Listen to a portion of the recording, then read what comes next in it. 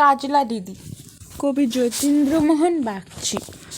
বাঁশবাগানের মাথার উপর চাঁদ উঠেছে ওই, মাগো আমার শোলকবালা কাজলা দিদি কই?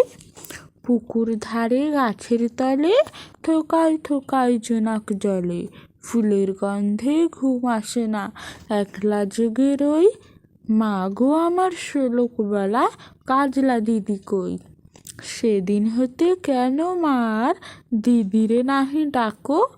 দিদির কথায় আঁচল দিয়ে মুখটি কেন ঢাকো? খাবার খেতে আসি যখন দিদি বলে ডাকি তখন, ও ঘর থেকে কেন মার দিদি আসে না কো?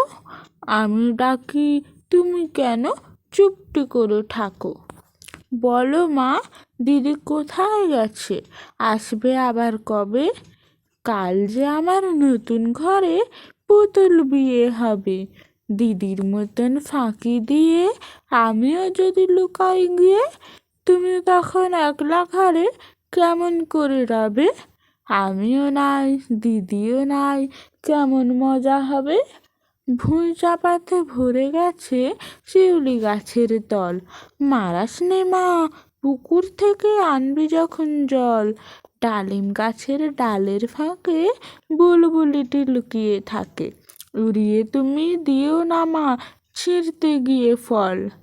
দিদি এসে শুনবে যখন বলবে কি মা বল? বাঁশবাগানের মাথার উপর চাঁদ উঠেছে ওই, এমন সময় মাগো আমার কাজলা দিদি কই? গাছের তলে পুকুর পাড়ে ঝিঝি ডাকে ঝোপের ধারে, ফুলের গন্ধে ঘুম আসে না, তাই তো জেগে রই। রাত্রি হলো, মা গো আমার কাজলা দিদি কই?